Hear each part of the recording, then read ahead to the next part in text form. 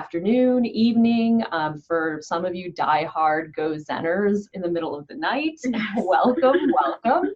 We are very excited and we're very motivated, should I say, to give this talk today on 5 tools to help motivate your child. This is across ages, right? So yes, across ages. What age is this for? This goes across ages. Yes. My name is Rini Jain. I am the Chief Storyteller at GoZen. It's such an incredible honor to be here with you, and also an honor to be here with my colleague and our expert of the day, Dr. Karen Baruch Feldman. I'm going to call you Karen. Great. You guys will find a chat box, and you might have questions that come up throughout, so you can drop them in there. We will try to get to as many questions as we can. So sometimes we'll get to questions throughout the conversation. Sometimes we'll get to them at the end. Really quickly, a lot of people always want to know, is this going to be recorded? What if I have to leave in the middle? You know, what happens then? So I will let you know these things. Please stay and be here with us live. For those of you who stay with us until the end, we always give away goodies, right, for your participation, for being here with us, for sharing your energy with us and your questions with us. And so we want you to stay. We understand sometimes you can't do that, so we will be sending out a very limited time recording. And then for those of you who own the Grit Quest, which is a course that Karen and I did together, or if you are a professional member of GoZen, you will get the recording. If you have questions on that, don't worry, we'll answer them again. But the basic point is stay with us live. Okay. Yes. So I'm going to tell you a little bit about Karen because she's super fabulous and awesome. She's the author of the book, The Grit Guide for Teens. It's fabulous. It is a book/workbook, right? So there are a lot of fabulous activities in there. She uses cognitive behavioral therapy to help kids and adults with things like depression, anxiety, stress, and really just to live a more flourishing life. She has a private practice and she works as a school psychologist in New York. And she's also the mommy of 2 kids who are teens, one of them about to exit their teens. Yes. Did I cover some of the highlights there? Okay. Yes. There's obviously a lot more to Karen. She's super awesome. So let's start with a big question. Can motivation be taught, right? Are some kids just more motivated than others? And can we teach the ones that aren't as motivated to be more motivated? So the short answer is yes and yes, but I'll obviously explain more. So okay. I definitely believe that motivation can be taught. And I also believe that there's variation, just like we have variation in many of our skills, in the level of motivation that we see in our children. And the way I really believe that motivation can be taught is just like it is, thinking about it just like any other skill. So whether it's reading or teaching an instrument or something like that, I think we have to kind of break that down and figure out, again, what is the mindset, what is the behavior, what is the support that we need to put into place to get that accomplished. Okay, so it can be taught. Yes. And what we should take from that is that it's a skill, essentially, that you can learn like any other skill. Okay, yes. Got it. So I'm going to delve into some specific questions, and then we'll go back out to theory, and then we'll get specific and go to theory, and that's kind of how we'll roll with this. We get a lot of questions from parents when it comes to motivation that's related to something that they want their child to accomplish. For example, homework. Yes, right? Homework. It feels like a battle for a lot of people. Yes. How do I get my child motivated to do their homework? And just as a quick question to those of you who are joining us, right? So we have over 300 people right now together here with us. Does anyone here have that question about homework? Does anyone have an issue with homework, with their child and motivating them to do homework? Like, if you can drop some information in the chat. Okay, we're getting some yes, daily. Yes, I understand, absolutely. Yes. Homework is a struggle. Yes. I think that's part of our popularity is that, the school is coming around the corner. We have sometimes, I don't know about you, we have these like Staples commercials. They start with the whole school thing coming up. So I think this is definitely on people's minds. So okay, talk to us. Homework. So I definitely think that that is something that I see in my school and in my practice. And I think one thing I would say is I really feel like as a parent, if you can come from that position that this person is a skill that can be taught, and to use the words of Ross Green, who is a psychologist who often deals with really challenging students or kids. Child love. Yes, and his big things is kids do well if they can. And I want we all to hold on to this belief that our kids will do well, will do the things that will be doing well in their lives if they can. Now, if they can is a big piece to that thing. So how then can you translate that into like the nitty gritty? So one thing I think is really important, and as somebody who works in a school and has a private practice, I think it's essential, especially around homework, is that you partner with your child's teacher. No teacher wants children to go home and have these homework wars. And I think it's really important for you as a parent to almost, when you have that feeling, that you get that feeling of frustration or that feeling like, I wouldn't even say like sometimes with my kid even being lazy, to use that feeling and instead say to yourself, be curious about it and say, why is this happening? Where is the disconnect? And almost be a scientist and figure out, how do I figure out, is it that the work's too hard? Is it that my child's tired? Is it that my child has no buy-in? And once you can kind of discover to figure out what is the function that this behavior serves, you can come up with sometimes a better way of addressing it. So like, for example, I had actually in my school, we have some kids who have sometimes difficulty with reading. And we actually have a computer reading program that in my experience, when the kids do this computer reading program, which needs to be done at home, they make tremendous leaps in their reading ability. But I have some kids who don't do the reading program. And so, for example, in that instance, I've had to kind of figure out like what's going on there. And so one of the things that I found that really makes a difference is the relationship. When I have a relationship with a student and I sit down and I work with that student and I kind of talk to them about, and I show them the importance, and I say to them, listen, I want to tell you something. In my experience, and I don't have to sell this to you, this is not true about a lot of things, this program is a program that makes a difference. And I remember I had one student who was going from 5th grade to middle school, and I know that middle school was really important, and I knew she wanted to be successful. But I needed to help her connect the dots to see that if she did this reading program, then she would actually accomplish her goal of being successful. Oh my goodness, I have so many questions about that. I'm sorry, and you know that my top strength is curiosity, so I'm the ultimate. So I am here as both a curious parent and as an expert and as an advocate for all of the people who are here on the line listening, right? Trying to think about the questions that they want to hear asked to the expert, which is you. So what I want to ask you is this, based on what you said. You're explaining to a child the value of this reading program, right? So if we're a parent at home and we're explaining to our kids the value of what they're doing, listen, this math homework is really important. This English thing that you're going to do is really important for this reason. This reading program that we want you to do can help you in this way. We're giving them the logic, basically. And they're just pushing back, you know? They're just saying, well, either there's a competing interest, you know, there's something else I'd rather be doing, or it's really hard, you know, or maybe they're not saying any of those things, but they're just like, no, I don't want to do it. You know, I get that you're explaining the logic to me, but I'm just not interested in it. So where do we go from there? So sometimes I think we have to take like an indirect kind of approach. So sometimes maybe there isn't, like you can see as a parent the value of homework, but your child can. But I think it's important for you to figure out where is their values. Everyone has values. So maybe your child has values, let's say about sports. I don't know, I'm just making that up. Or maybe about family or whatever that is. So maybe it's important for you to figure out how do you connect the homework to that value that is inherent in them. So for example, if this girl that I was talking about, I know she was very interested in sports, and if she wasn't going to be doing so well in school, it was going to be much more difficult for her to do the sports that she wanted. So somehow connecting this and seeing that this is again what is important to you, and we are on the same team. I think sometimes in these homework wars we lose that. We become on, like, it becomes a lose-lose rather than a win-win. So connecting to your child's values is important. I also think sort of starting small. Like I think sometimes as parents, we want our kids to go from 0 to 100 or in anything we do. And I think sometimes we have to do something really small.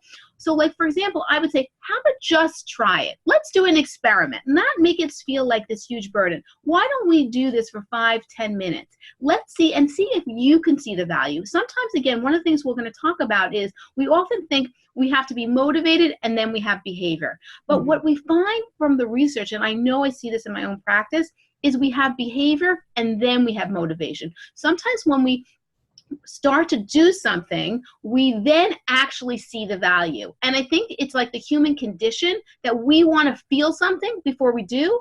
But I think it's important for us to share and actually really set our kids up that they get to do something and then they feel things. Okay, so we're going to come back to that, right? To that they have to do something and then they're going to feel things, because we're going to dig into that. But I want to stick on the homework for a moment, right? So this is about finding what they value and then making a connection between, let's say, the homework that they're doing and then the values that they have, right? And you said another, so I wanted to highlight that. Another thing I wanted to highlight is, because this one is hard, to get across to your child that you're on the same team, because it feels very adversarial many times.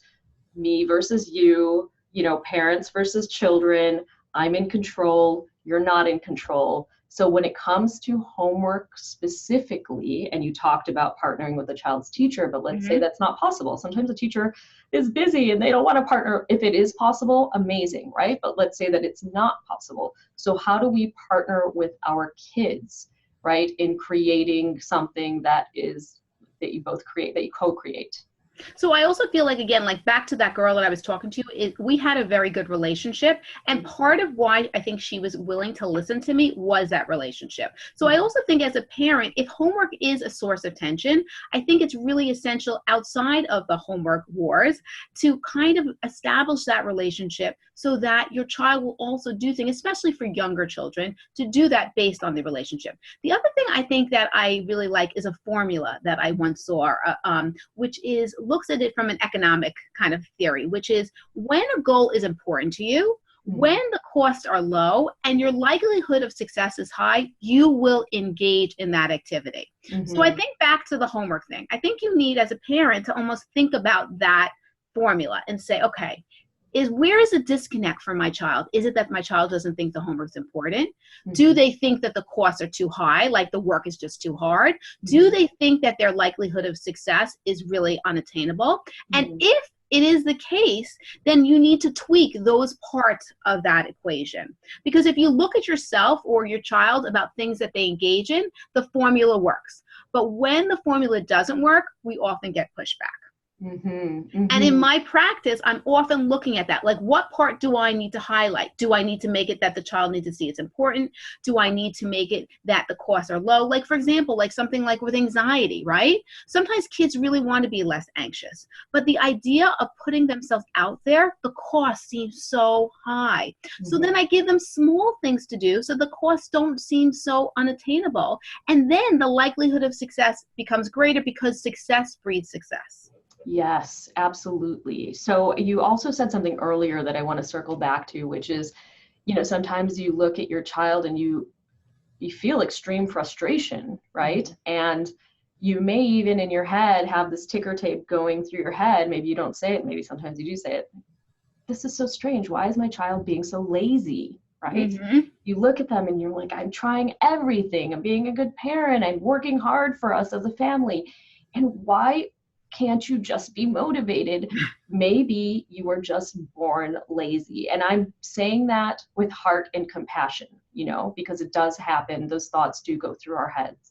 So what do we do when we're in that place? And it's hard to kind of be on their team when we're frustrated by it. Right. So again, I think we need to go back to what we said about Ross Greene, that kids do well if they can. I think we also need to reflect about even like really young children. And we see that great desire in sometimes really babies, young children, to sit, to walk, to crawl, to talk, to progress. And I absolutely believe that there's sometimes things that then stymie our children and get in their way. And then they look like they're being lazy. But what I would say is when you get that feeling, when you're like, oh, my kid is just being lazy, or they're just not doing it, is for you to almost use that feeling and say, okay, this thing with lazy, it's like, it's a not starting place. No, the teachers that I see who work the best with the kids, the parents I see who work with their kids the best, the clinicians, they don't start from that lazy, even though it's easy to kind of fall into that trap. But we use that feeling and instead say, okay, how do I be more curious about that? How do I use, before we started, you asked me what one of my strengths is, and one of them is curiosity. And I think it's a great strength as a parent to have, is to come to something from a more curious stance, rather than a stance of, this is what my child is, and a very kind of inflexible stance. So I think that, again, use that feeling to recognize that we're all valuable human beings. We all sometimes fall into it, but use that to sort of shift yourself. Just like I teach kids when they have other thinking traps, let's say they fall into thinking traps related to anxiety, to use that, recognize those thinking traps, but instead come up with another way of thinking that's going to empower you and then put you and your child on the same team. Yes. So I love that, right? So you're looking at your child and really kind of having the shift. For me, as a parent myself, one of the big shifts very early on was, I cannot control everything that my child does, nor do I want to. So I consider myself more as a guide and as a coach. Yes. Releases control, and it also alleviates my own sense of judgment on myself, right? That I'm failing somehow if my child doesn't perform X, Y, and Z. If your child is little, whether that be sleeping through the night, or whether it be finishing their food, or whether it be doing their homework, right? That somehow that is a reflection on my own worth. And once that is released, it's easier, I think, to step into a place of curiosity. And if you've gone to the place where your child is not interested in hearing what you have to say, then I would say that practice empathy, empathy, empathy. And one of the things to bridge the conversation with your child is really find a place in your life, either in the present or in the past, where you've had a hard time doing something. I, for example, don't love doing the accounting work that's associated with this business, and I will often say, not really feeling that. And those are things that you can share with your child, that I am struggling with motivation in this particular area, that's going on in my life. And these are the reasons why. And so that you kind of turn the conversation around so that they maybe open up. And I think absolutely being on the same team is huge, and a place where you have to step into that place. It's almost the first fundamental step, right, to doing this work. So Karen, you're a grit expert, right? You wrote a book on grit. Right. I would like to ask you about that.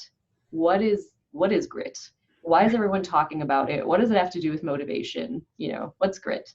So grit, I use a definition that was sort of put on the mat by Dr. Angela Duckworth. She describes or defines grit as having passion and perseverance for long-term goals. I would add also to that definition, meaningful long-term goals. So I know that could be a little bit wordy, but basically it's having that passion, having that connection to something that's really important to you, and being able to persevere even when you hit a roadblock. And it's not for these short little goals, it's for the long-term important goals in your life. And I think today, this quality of grit is so essential because our world is so short-term focused. Everything is about the now and the immediate. And I think our brains, we're all changing. And so we really need to foster. And I think it's hard sometimes, going back to the homework or anxiety or everything that we're talking about, to have the qualities that you need to accomplish them, because it's hard to kind of rebound and be resilient because of sort of also the environment that we're living. So we almost have to, just like I think meditation is popular now and grit is popular now, it's almost a reaction to our environment. So as I said to you, this is something that I feel like is essential when we think about motivation, is being gritty. Okay, so being gritty is passion and perseverance for long-term meaningful goals. Yes. So what comes up for me when you say that is that I'm dealing with a child that I don't feel like is motivated even to do something for today or for tomorrow or for next week. They're having, whether this be, I feel like a lot of the conversation is related to academics, but sometimes it might cross over to other domains. My child feels like they're not motivated when it comes to sports. They're not motivated when it comes to X, Y, and Z.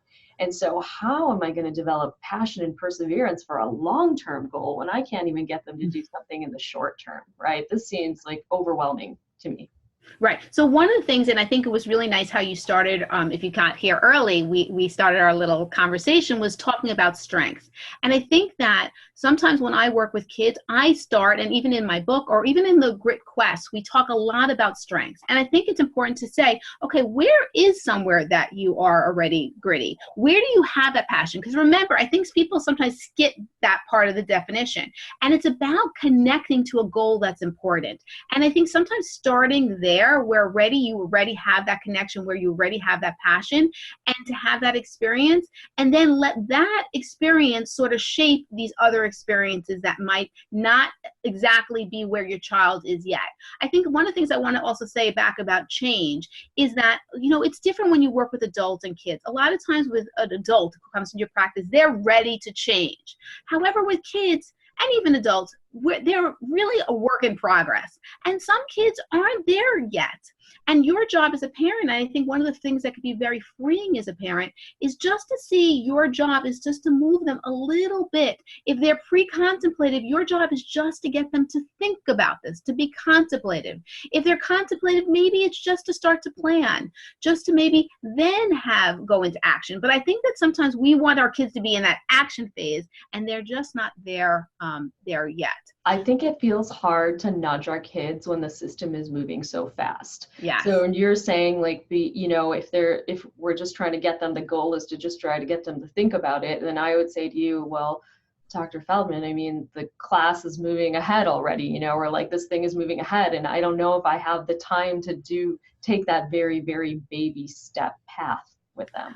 Right. And I hear that, but the thing is, I sometimes use an example. Let's say there was someone who was like 600 pounds, and they showed up in like Weight Watchers or some other place, and they wanted to lose weight.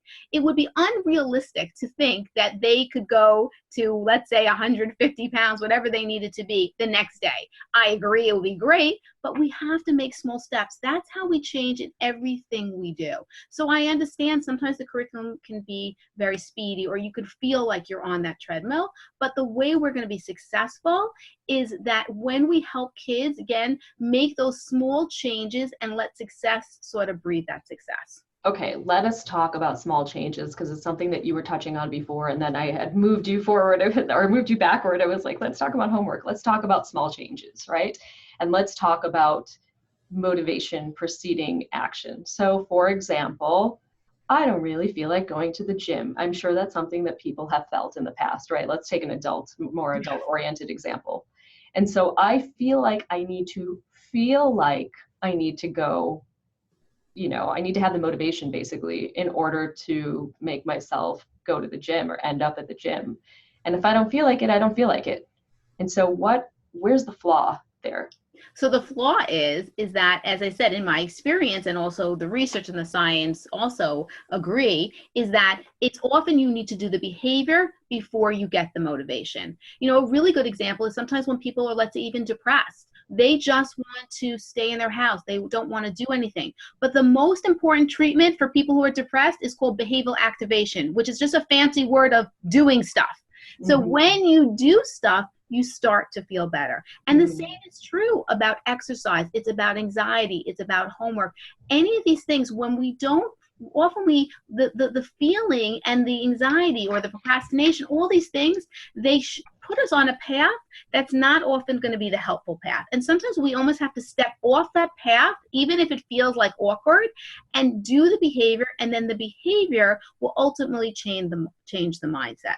So I hear in what you're saying that, I would say let's not resist the I don't feel like, because that is something that exists for all of us. It's part of our humanity, right?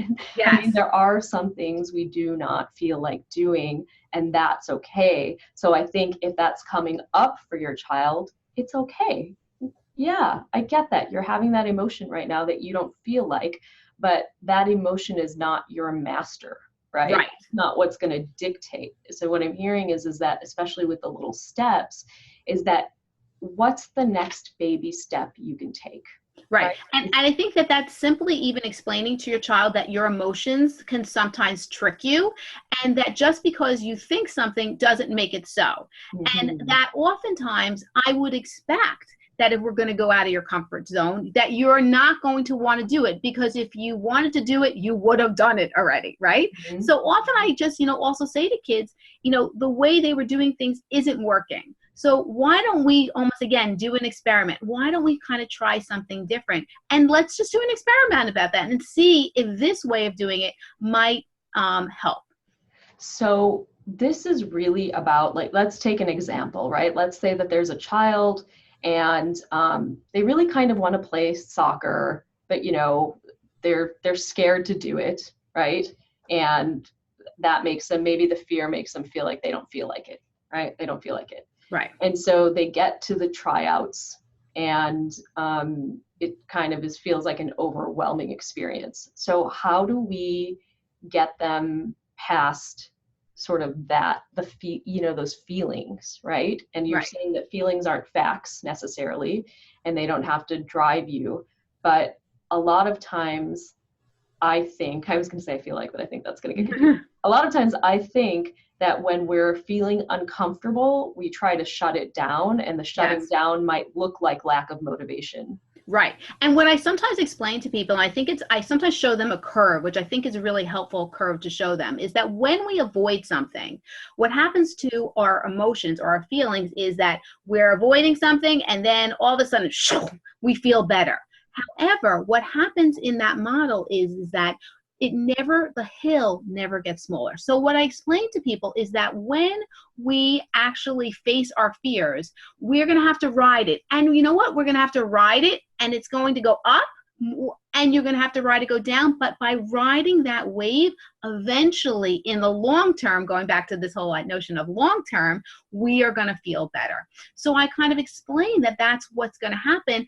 And often, especially with kids who are anxious, they don't want to feel anxious. They want to be able to feel better. But I do explain sometimes they have to feel comfortable with being uncomfortable to get there. But in terms of small steps, you ask me, like, what is a small step? And I will say to kids, from 1 to 10, where 10 is like you're completely freaked out and 1 is just a little bit. What's one small step we can take, let's say with a soccer practice, that will make you feel a little uncomfortable? Because again, remember, we're going to feel a little uncomfortable. If we didn't feel uncomfortable, then we wouldn't be changing anything. Just like, again, going back to the gym example, if we went to the gym and we were lifting like 2-pound weights and we were stronger than that, we wouldn't be changing our body. So the goal here is to change your body, but at a place where you can manage it and have some control, and have them sort of partner with me or partner with their parent about something. Maybe it is that they just go to the soccer game and they show up and they go for 5 minutes. Or I actually had recently an example where there was a child who got very socially anxious, and they were doing something for like a camp program, and they just went to that camp program for 15 minutes.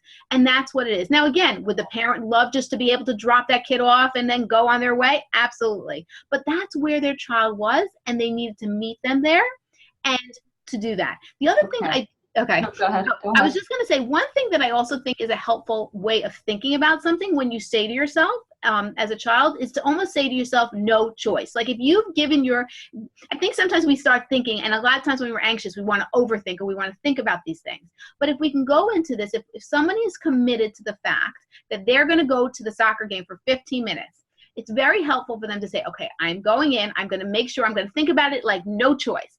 I've committed, I'm accountable, I'm going to do this, and then sort of partner, as opposed to letting them think, well, let me think about this. Is it helpful? Is this going to be? Once we start with the thinking, it's sort of it's not the best way to actually accomplish the goal. Okay. So once we start thinking that we have a choice, yes, then it's not a good way to that's not a great way, because we can opt out of it. So we're getting a lot of questions coming up in chat about failure, which I want to talk about. Yes. And we're getting a question about a tangible example of a small step, right? And sort of the next action that a child can take when they're stuck and we want to give them baby steps. So let's let's talk about the small step first, and then let's talk about failure, right? What happens when we push them, or they push themselves, or they're able to tolerate the distress and then they fail, right? So we'll talk about that in a moment. Okay, so with a small step, what's a tangible example of a small step when it comes to homework? So, okay, a small step, we do homework, but we also could just, as I said, the small step for one thing we already spoke about was, let's say, going 15 minutes to soccer. How about the small step with homework, let's say, would be, for example, like coming up with a place and a time that they could do their homework, let's say, wherever they like, for 15 minutes independently, whatever it is. But again, it's hard to kind of come up with this like in the abstract, because part of the thing I think is really important for parents to understand is they need to partner with their children to come up with the small step. Part of the way to make good small steps is to have that buy-in and to have that dialogue, because again, when we feel, a lot of times is a lot of these things are around control. And so when your child has some control about what that step is going to be, they're going to be much more willing to do that. Yeah. So again, I think you need to co-create those small steps with children. And also, let's say you do a small step, and then going back to the next question, there is a fail, which I call fail, first attempt in learning. I just, again, go back and put my curiosity hat on, and I'll just be like, okay, that didn't work. What was hard about that? What didn't work? How do we kind of come back to this and see things in life as a process and as a learning experience as opposed to an endpoint? Because we all have fails. We all have challenges. And I think it's an incredible gift as a parent if you can teach your kid to, instead of seeing failure as a failure, instead to see it as just their first attempt in learning. So we talk a lot about failure on the Grit Quest that we did together. So the short course that we did together, we dive deep into failure and, what it means. And then does that mean it's okay to fail at everything? We tackle a lot of the questions that come up with failure. And so these are one of the things that you do talk about is first attempt in learning, which is beautiful, and having lots of examples for kids of how they have failed already when they come into the world. I mean, I haven't met anyone who walks coming into the world. I think horses walk when they come into the world, but not humans, right? And they fail constantly in their process of walking, right? They fall down, they get back up. They fall down, they get back up. They fail when they first start talking. So we are born being good at failing. We're amazing at being good at failing, right? And then somehow as we get older, we're not so good at it, or it can be so overwhelming because we want to show up and be seen as perfect sometimes, right? That even attempting to try something is too much of a risk, right? Trying is too much of a risk. So failing is a big thing, again, that we talk about in this course. Tell us more about failing. Right. So I think that, again, I think we need to reframe failure. I think we also need to talk to kids, especially in this given world, about what we call the iceberg illusion. A lot of times, especially with social media, we will just see what we call the top of that iceberg. We will see just the perfection. We will see that one picture that looks just so beautiful, but we won't see the 500 selfies that happened before that weren't posted. A lot with social media is a complaint that there's all rainbows and unicorns, and that's what people are seeing. But we have to point out to kids that just like an iceberg, anyone who's successful has failures, has setbacks, has challenges along the way. And that in any successful journey, that's what it looks like. Because I think today kids don't necessarily have that notion that that's what success looks like, because often that's very hidden. And I want to go back to your point of really being able to tolerate distress, because I don't think what you're saying is that failure is okay. Hey, I'm going to pat you on the back every time you fail. And they're not going to buy into that. Our kids are much more sophisticated than us telling them that the failure is like, yay, you failed.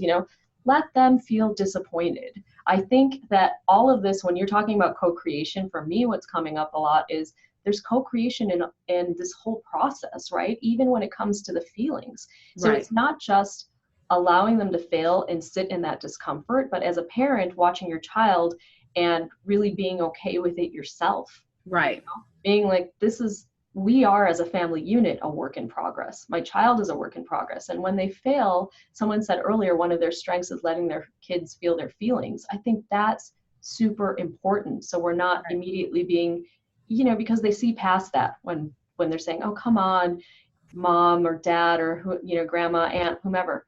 you're just being a cheerleader because you don't know how it really feels to fail. Like, I went out for the soccer team, we're talking about soccer. All my friends made it and I got cut. Right. And you're telling me that this is like a path to success. I don't buy it. So what do we do so that our kids don't push back on that?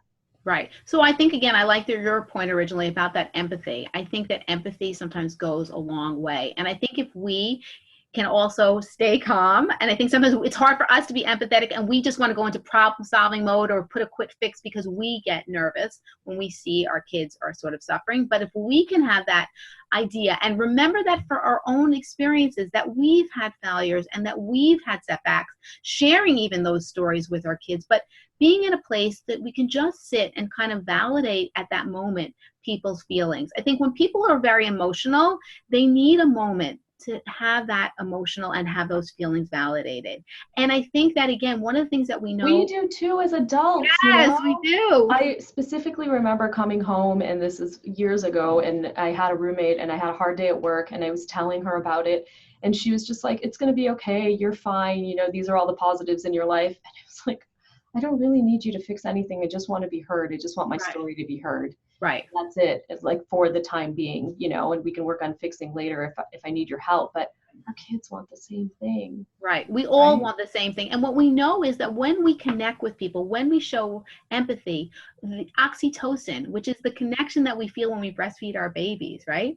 That is released. And it's an endorphin that makes us feel better. So we have, just like we have many drive, just like we have a drive, like I said before, to be the best, to grow and to develop. And you see that with little kids. We also have a real drive for connection and relationships. And if we can provide that relationship and that stress buffer by just being there and sharing and just being there in that moment and not going in to fix it, I think it can be really, really powerful and help our kids with these challenging things. And we don't want to undervalue what everyone is going through with their kids, because a lot of times, and Karen and I work with a lot of anxious children, that anxiety can manifest as anger, right? Mm-hmm. So sometimes you have a household that there's a lot of anger being manifested, there is aggression being manifested, and here we are telling you, well, step into your child's shoes, and be empathetic and be on their team. So we're not saying that it's easy, right? No. It can definitely be very hard, and you can immediately go into a defensive position or a position of, listen, I'm in control here. You can't speak to me like that. We can't do things like that in this house. And you immediately, you can lose the connection, right? And we're not saying let your child do whatever they want. My point being is that we understand that there can be a challenge, especially when you quote unquote might have something as what might be called a challenging child, right? Or what some may call a difficult child. But, again, going back to Ross Greene, every child will do well if they can do well. I don't know. Right. And it just like as a cognitive behavioral psychologist, I work with kids to reframe the way they think about things. And when they do, then they are more motivated to do the hard things. I think as a parent, if we can also reframe that behavior. I saw somebody's question, like sometimes kids who are giving you a hard time with homework and looking lazy are really anxious. Sometimes if we can reframe and look for the softer side, the side that actually is probably more evidence-based anyway, about what's going on, we can then calm our own selves down in these really challenging times. So just like we want our kids to reframe things, I think if we can do the same work, we will be in a more powerful position. So I want to make sure that we get in all the tools that we had planned for today, right? So I want to talk to you about setting goals, right? Yes. Setting gritty goals with our kids. Talk to us about goal setting. So as I said, in working in school and working with my patients, I have kids set grit goals. And the way I sort of have them conceptualize it is I want them to pick a goal that's, again, a long-term goal. And I want them to think about their goal in terms of mindset, behavior, and team, and to have those three elements in their goal so that it will be successful. So for example, in my school, for example, we often pick academic grit goals, and academic being very wide. It could be about music, it could be phys ed, it could be reading levels. So kids will pick, for example, that they want to, I'm just giving an example, they want to go up in their reading level during the school year. That's a long-term goal. Let's say they're on a level J, they want to be at a level, I don't know, M.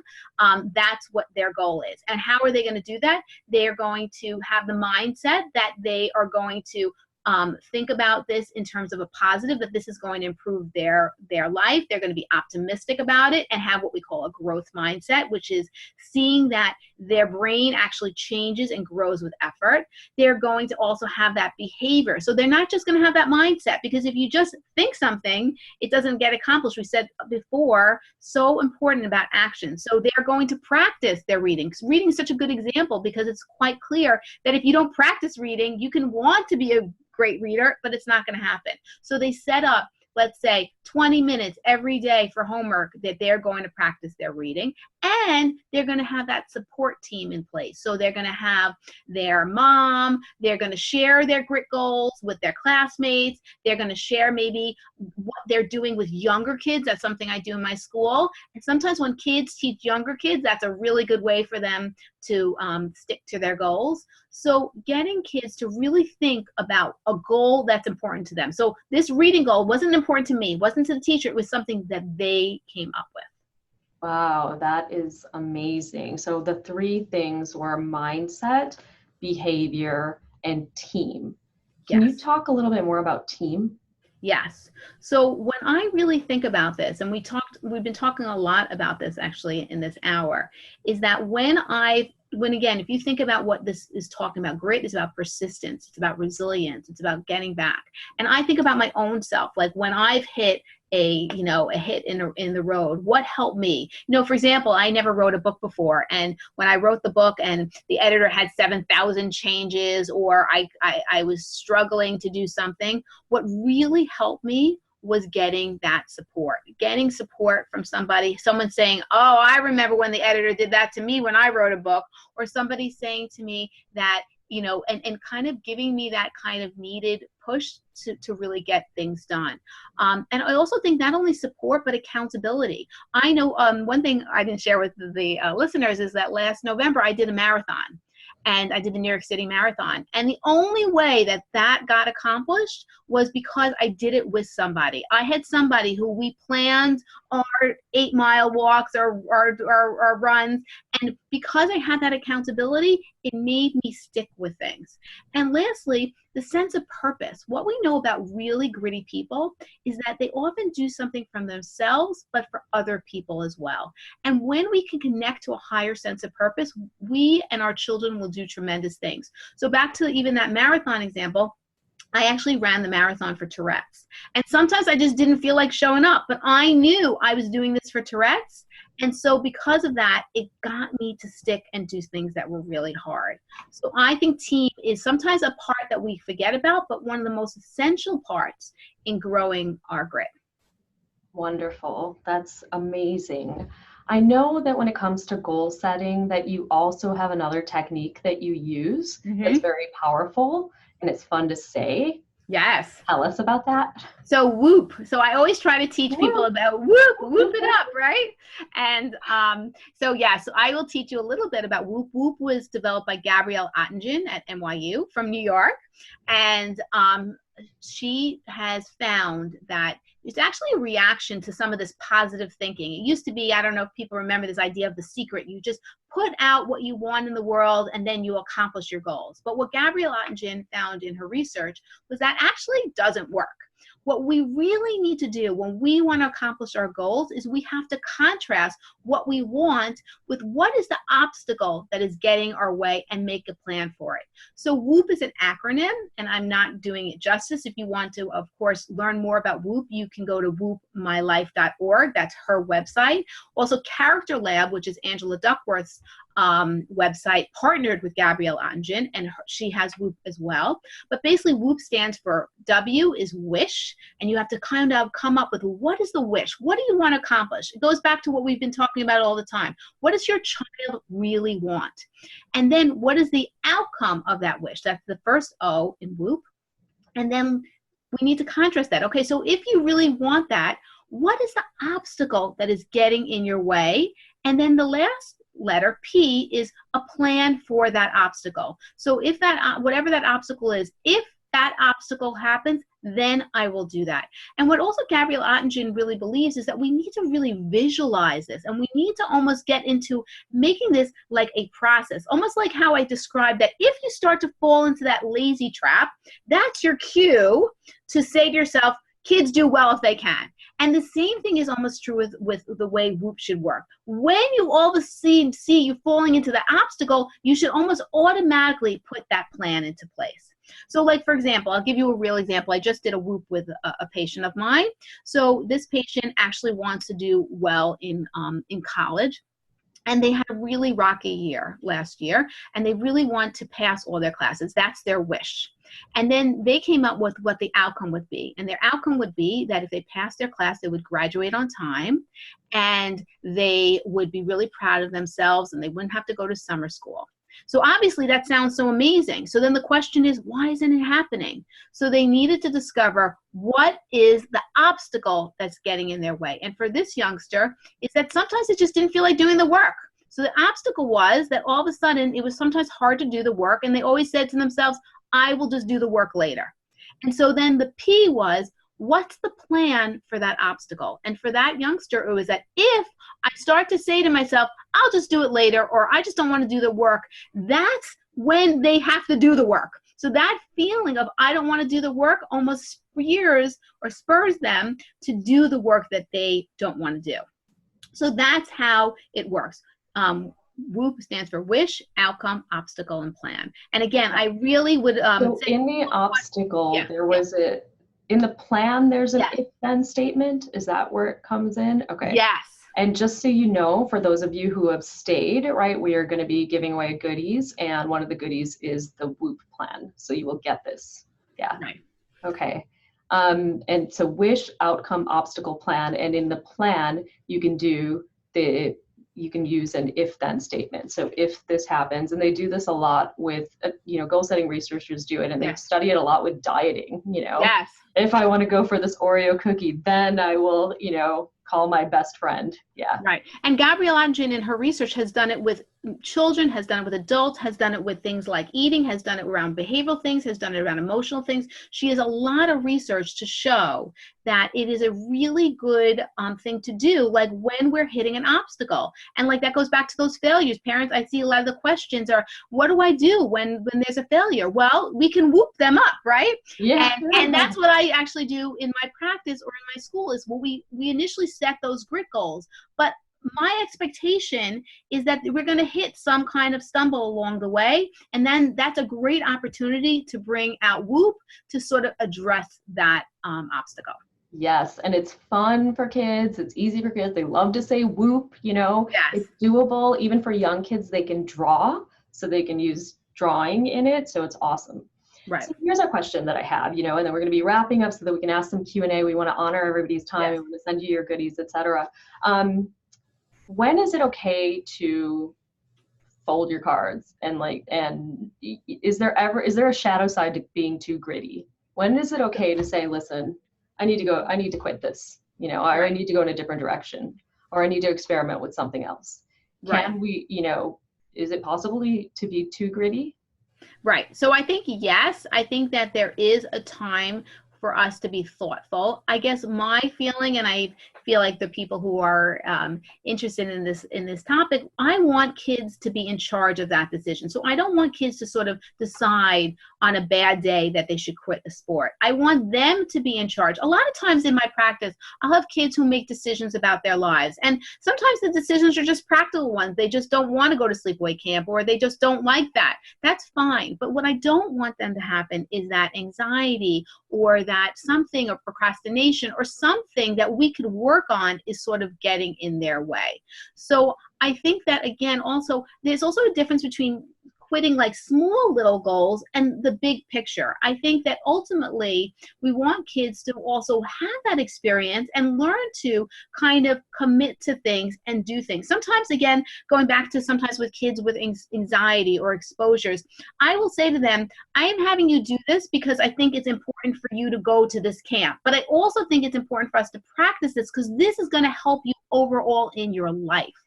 And so I think that we want to help kids understand there's values not only in some activities in doing, but sometimes there's value in learning how to do hard things and learning how to master those as well. Yes, I heard Angela Duckworth once say, and she is the pioneer in the Yes. field of grit, right? I heard her once say that she asks her kids to do something difficult, you know, pick one Hard difficult thing. thing. And I think with the community that we have here and a lot of people who are attending this webinar today, they might be dealing with a child who has anxiety. And so the question becomes, how much do I push them? You know, Right. am I making the anxiety worse? What is the level that, like, where's the give and take? You know, if they're saying this is making me really anxious, I don't want to do this, I don't want to show up for this, you know, where do we go with that? So can you talk to us a little bit about that? Yeah, so I think again with anxiety, and I see this, a lot with my patients, and this is actually how I kind of really got interested in this topic about grit, is that the ones that I feel are able to have this kind of gritty notion or able to do something because it's going to be good for them in the long term are the ones who ultimately get better. So I think again, it's a lot about partnership. When I come up with, we call them exposures, the things that we do to face our fears, I don't just come up with them in a vacuum. I come up with them with the child, and they sort of commit and they make a hierarchy of the things that they were going to face. And what I often find, and what's become so amazing for kids, is that they see that initially they gave, let's say somebody's really scared of bugs, for example, they might say seeing a spider in their basement is like a 10. And then and like looking at a video of a spider is a 5. So we look at the video of a spider because that's a 5, that's in their working zone. And you know what happens? By doing that experience, they actually realize that seeing that spider in the basement doesn't feel like a 10 anymore. It's do the behavior, and the feeling often changes. So partnering with kids, having them pick something that's in their working zone, and having them, because as I said, my experience with kids with anxiety is nobody likes that feeling. People want to be able to approach and do things and have fuller lives. And so when we can partner with them and you can show them a roadmap where they see that their success is growing and developing, that they'll get